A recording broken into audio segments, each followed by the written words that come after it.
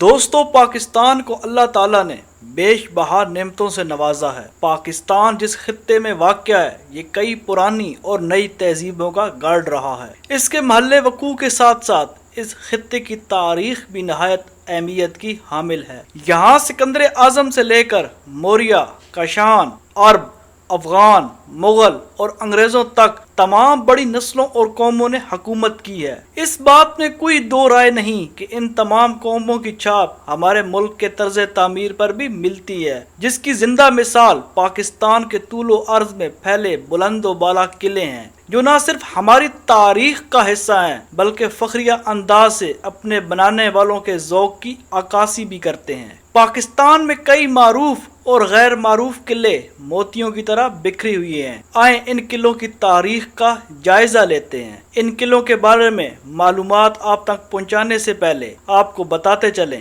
کہ اگر آپ نے ہمارے چینل کو ابھی تک سبسکرائب نہیں کیا تو جلدی سے ہمارے چینل کو سبسکرائب کر کے بیل آئیکن پہ کلک کر لیں تاکہ یہ تاریخی ویڈیوز آپ تک بر وقت پہنچ سکیں۔ شاہی قلعہ لاہور۔ یوں تو پاکستان میں بے شمار قلعے ہیں، لیکن ان سب میں جو شہرت لاہور کے شاہی قلعے کے حصے میں آئی وہ کسی اور قلعے کو نصیب نہ ہو سکی۔ مغل شہنشاہ اکبر کے دور میں بنایا گیا یہ قلعہ آج بھی پرانے لاہور کے شمالی مغربی کونے میں آن بان اور شان کے ساتھ موجود ہے۔ کہتے ہیں کہ جب محمود غزنوی نے اس علاقے کو فتح کیا تب اس جگہ ایک مٹی کا قلعہ تھا، جسے بعد میں اکبر بادشاہ نے گرا کر ایک جدید طرز کا شاندار قلعہ تعمیر کروایا۔ اکبر بادشاہ کے بعد آنے والے ہر مغل بادشاہ، یہاں تک کہ سکھوں اور انگریزوں نے بھی قلعے کے اندر مختلف دیواروں، محلوں اور کمروں کا اضافہ کیا۔ شہنشاہ جہانگیر نے باغات کو توسیع دی اور محل بنوائے۔ شاہ جہان نے دیوان خاص اور موتی مسجد کا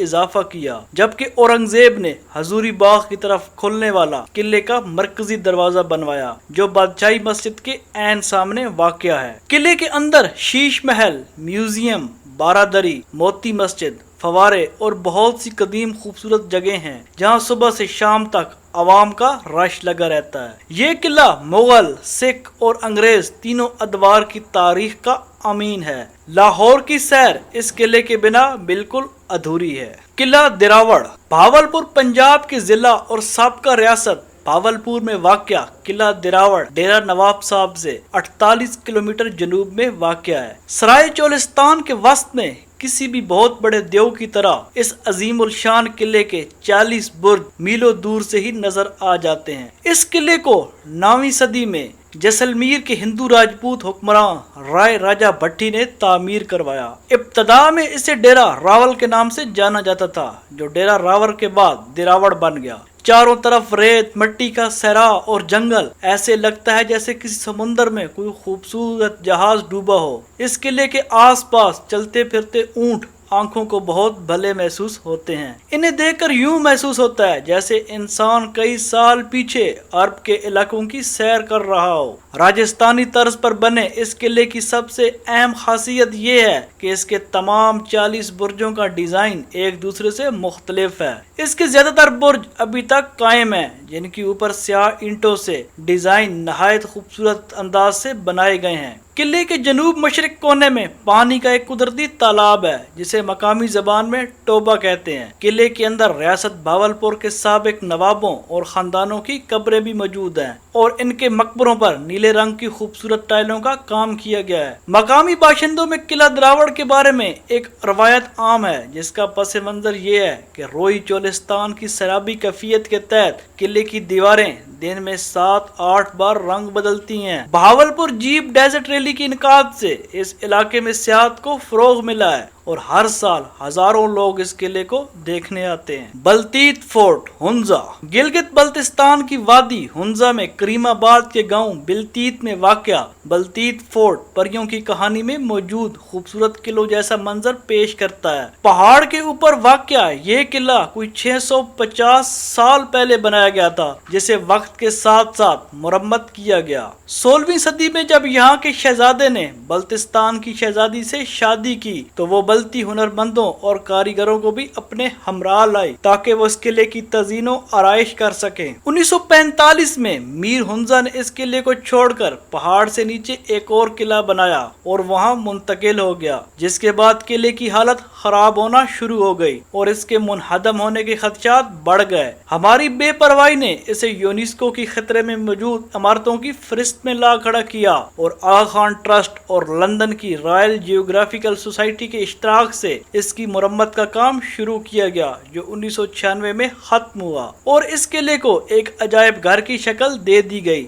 جسے بلتیت ٹرسٹ چلا رہا ہے۔ اس قلعے کے لکڑی سے بنے دالانوں سے سورج غروب ہونے کا منظر دیکھنے سے تعلق رکھتا ہے۔ قلعہ بالا حصار، پشاور۔ افغانستان کے راستے بر صغیر پر حملہ کرنے والے جنگجوؤں سے بچاؤ کے لیے پشاور شہر کے مغرب میں بالا حصار کے نام سے ایک قلعہ بنایا گیا، جو آج پشاور شہر کی پہچان بن چکا ہے۔ بالا حصار فارسی زبان کا لفظ ہے جس کے معنی اونچے قلعے کے ہیں، کیونکہ یہ ایک بلند چٹان پر واقع ہے۔ اس کو یہ نام درانی سلطنت کے سلطان تیمور شاہ درانی نے دیا، جو اسے اپنی رہائش گاہ کے طور پر استعمال کرتا تھا۔ یہ قلعہ اتنا پرانا ہے جتنا کہ پشاور شہر۔ قلعے کی زمین سے مجموعی بلندی 92 فٹ ہے۔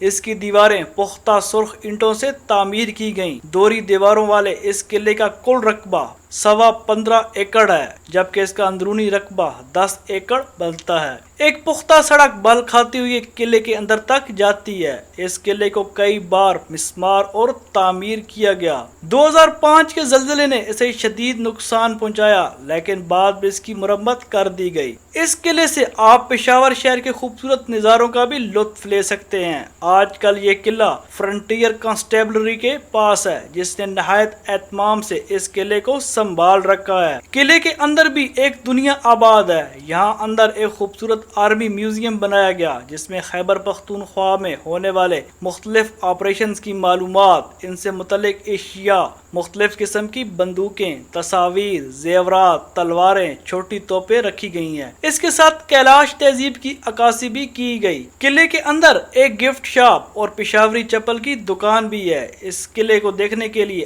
آرمی سے خصوصی اجازت نامہ درکار ہوتا ہے۔ قلعہ اٹک، مغل شہنشاہ جلال الدین محمد اکبر کا تعمیر کروایا گیا قلعہ اٹک اٹا خرد کے مقام پر دریائے سندھ کے کنارے واقع ہے۔ اکبر اعظم کو اس قلعے کی تعمیر کا خیال اس وقت آیا جب وہ اپنے سوتیلے بھائی مرزا حکیم، جو کہ کابل کا گورنر تھا، جس نے پنجاب پر حملہ کر دیا تھا، کو شکست دینے کے بعد کابل سے واپس آ رہا تھا۔ اس وقت اکبر اعظم نے اس علاقے کی دفاعی اہمیت کے پیش نظر قلعہ تعمیر کرنے کا حکم دیا۔ 1812 میں مغلوں کو ہرا کر سکھوں نے اس پر قبضہ کر لیا۔ 1842 تک یہ قلعہ سکھوں کے پاس رہا، جس کے بعد 1947 تک یہ انگریز سرکار کے زیر استعمال رہا۔ برطانیہ کا وزیر اعظم اینتھونی ایڈن 1901 میں اس قلعے میں ایک فوجی گھر میں پیدا ہوا۔ اس قلعے کی جو چیز سیاحوں کو اپنی جانب کھینچتی ہے وہ اس کے خوبصورت دروازے، لمبی اور مضبوط دیوار، ترک طرز تعمیر کے غسل خانے اور زیر نگین سرنگیں۔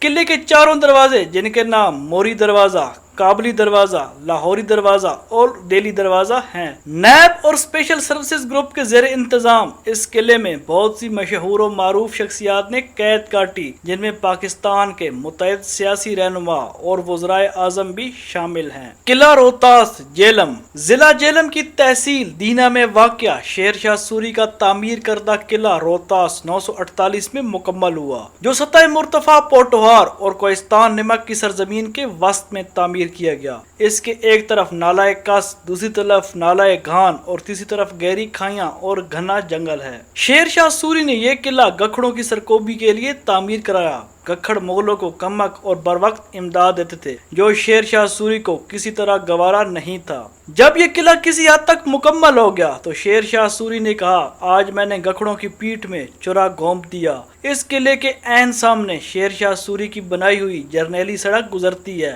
جو اب یہاں سے 5 کلومیٹر دور ہو چکی ہے۔ دوسرے قلعوں سے ہٹ کر قلعہ روہتاس کی تعمیر چھوٹی اینٹوں کے بجائے دیو ہیکل پتھروں سے کی گئی۔ ان بڑے بڑے پتھروں کو بلندیوں پر نصب دیکھ کر عقل دنگ رہ جاتی ہے۔ ایک روایت کے مطابق قلعے کی تعمیر میں عام مزدوروں کے علاوہ بے شمار بزرگان دین نے بھی اپنی جسمانی اور روحانی قوتوں سمیت حصہ لیا۔ ان روایات کو اس امر سے بھی تقویت ملتی ہے کہ قلعے کے ہر دروازے کے ساتھ کسی نہ کسی بزرگ کا مقبرہ موجود ہے، جبکہ قلعے کے اندر بھی جگہ جگہ بزرگوں کے مقابر پھیلے ہوئے ہیں۔ قلعے کے 12 دروازے ہیں جن کی تعمیر جنگی حکمت عملی کو مد نظر رکھ کر کی گئی۔ قلعہ روہتاس کا سب سے قابل دید اور عالی شان اور ناقابل شکست اس کی فصیل ہے۔ اس پر 68 برج، 184 برجیاں، 6881 کنگرے اور 8556 سیڑھیاں ہیں جو فن تعمیر کا نادر نمونہ ہے۔ اس کے برج صرف فصیل کی خوبصورتی میں اضافہ نہیں کرتے بلکہ یہ قلعے کے مضبوط ترین دفاعی حصار میں بھی اہم کردار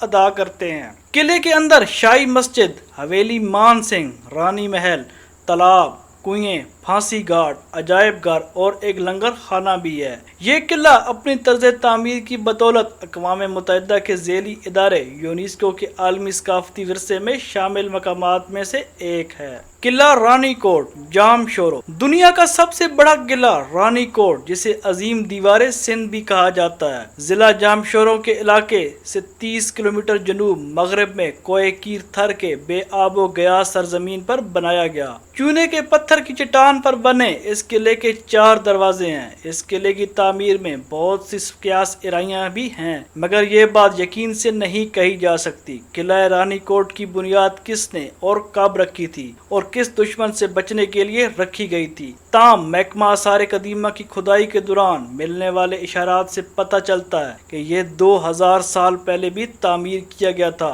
مگر حیرانی کی بات یہ کہ اس قلعے کا ذکر تاریخ میں صرف اس وقت ملتا ہے جب میر پور خاص کے میر شیر محمد تالپور نے 18ویں صدی میں اس قلعے کی مرمت کروائی۔ 10 میٹر تک بلند اس قلعے کی دیواریں جپسم اور چونے کے پتھر سے بنائی گئیں۔ یہ قلعہ بھی یونیسکو کے عالمی ثقافتی ورثے کی لسٹ میں اپنا نام درج کروانے میں کامیاب ٹھہرا ہے۔ قلعہ رام کوٹ، میر پور۔ آزاد کشمیر اور پنجاب کی سرحد پر منگلا ڈیم واقع ہے، جس کی خوبصورتی سے منگلا جھیل نے ایک گمنام قلعے کو گھیرے میں لے رکھا ہے۔ یہ قلعہ رام کوٹ ہے۔ قلعہ رام کوٹ جہلم اور پونچھ 2 دریاؤں کے سنگم پر ایک اونچی پہاڑی پر قائم ہے جو 3 اطراف سے پانی میں گھرا ہے۔ منفرد طرز تعمیر کی بنا پر رام کوٹ قلعہ کشمیر میں تعمیر کیے گئے باقی قلعوں سے کافی مختلف ہے۔ یہ قلعہ 19ویں صدی میں کشمیر کے ڈوگرا مہاراجہ کے زیر تسلط تھا اور ایک قدیم ہندو شیو مندر پر بنایا گیا تھا۔ مظفر آباد سے ملتا جلتا طرز تعمیر والا یہ قلعہ شاید اس دور میں تعمیر کیا گیا تھا۔ قلعے تک پہنچنے کے لیے آپ کو منگلا ڈیم پر واٹر سپورٹ کلب سے کشتی میں بیٹھنا ہوگا اور تقریباً 10 منٹ کے سفر کے بعد آپ جھیل کے شمالی حصے میں پہنچ جائیں گے۔ یہاں آپ کو ایک پہاڑ کی چوٹی پر ایک عظیم الشان قلعہ دکھائی دے گا۔ ماضی میں اس پیچیدہ ملِ وقوع نے بہت سے فوائد دیے ہوں گے، لیکن آج کل یہی ملِ وقوع اس کی علیحدگی اور تنہائی کی وجہ بھی بن گیا۔ یہاں سیاحوں کا رش نہ ہونے کے برابر رہتا ہے۔ قلعہ چترال۔ چترال شہر میں ہندو کش کے پہاڑوں کے درمیان دریائے چترال کے کنارے واقع یہ دلکش قلعہ راجہ نادر شاہ نے 14ویں صدی میں بنوایا تھا۔ اس کی بیرونی دیواریں 250 سال پرانی ہیں جبکہ یہ قلعہ خود 100 سال پرانا ہے۔ ماضی میں یہ قلعہ چترال کے سپاہیوں کے بیرک کے طور پر بھی استعمال ہوتا رہا۔ 1969 میں ریاست چترال کے پاکستان میں ضم ہونے کے بعد اس قلعے کو ریاست چترال کے آخری حکمران خاندان کی ذاتی ملکیت میں دے دیا گیا۔ قلعے کے اندر شاہی دربار، رہائشی کمرے، مہمان خانہ اور مسجد واقع ہے، لیکن اس کا مرکزی حسن جو دیکھنے والوں کو شدت سے اپنی جانب کھینچتا ہے وہ صرف برادری کی بدولت ہے جو سنگ مرمر سے بنائی گئی ہے۔ اس دور کی نادر اشیاء اور چترال کے خاندانی تصاویر کو سلیقے سے محفوظ رکھا گیا ہے۔ اس قلعے کی ایک خوبی یہ بھی ہے کہ یہاں آپ ہندو کش کی بلند ترین چوٹی ترک میر کا بھی نظارہ کر سکتے ہیں۔ چترال قلعہ اب ناصر الملک کی زیر نگرانی ہے، جنہوں نے 2005 کے زلزلے کے بعد دوبارہ اس کی تزئین و آرائش کروائی۔ عوام کو یہ جگہ دیکھنے کے لیے خصوصی اجازت نامہ درکار ہوتا ہے۔ لال قلعہ مظفر آباد۔ آزاد کشمیر کے دارالحکومت مظفر آباد میں دریائے نیلم کے کنارے واقع لال قلعہ کشمیر کے حکمراں چک خاندان نے مغلوں کے حملے سے بچاؤ کی غرض سے 1549 میں شروع کروایا تھا، لیکن اس کی تکمیل مظفر آباد شہر کے بانی سلطان مظفر خان کے دور حکومت میں سن 1646 میں ہوئی۔ ڈوگرا سکھ حکمرانوں مہاراجہ گلاب سنگھ اور رنبیر سنگھ کے دور میں سیاسی اور فوجی مقاصد کے تحت قلعے میں توسیع کروائی گئی۔ لال قلعے میں کئی قید خانے بھی ہیں جو متعدد کال کوٹھڑیوں پر مشتمل ہیں۔ قلعے کے شمالی حصے میں کئی زیر زمین کمرے ایسے تھے جن کے بارے میں صرف چند مقامی لوگ ہی جانتے تھے۔ مظفر آباد میں دریائے نیلم کے کنارے صدیوں سے کھڑا یہ قلعہ قدرتی آفات اور انتظامیہ کے عدم توجہ کے باعث دھیرے دھیرے ختم ہو رہا ہے، جبکہ 2005 میں آنے والے زلزلے نے بھی اسے کافی نقصان پہنچایا ہے۔ تو ہاں دوستو، آج کی ہماری یہ ویڈیو تھی پاکستان کے مشہور و معروف قلعوں کے بارے میں، جو کہ ہر پاکستانی کی چاہیے کہ ایک دفعہ یہاں کا وزٹ ضرور کرے۔ اگر آپ کو ہماری یہ ویڈیوز اور یہ معلومات پسند آئی تو کامنٹ میں ہمیں ضرور بتائیے گا، ہم اس سے بہترین ویڈیوز آپ کے لیے لاتے رہیں گے۔ شکریہ۔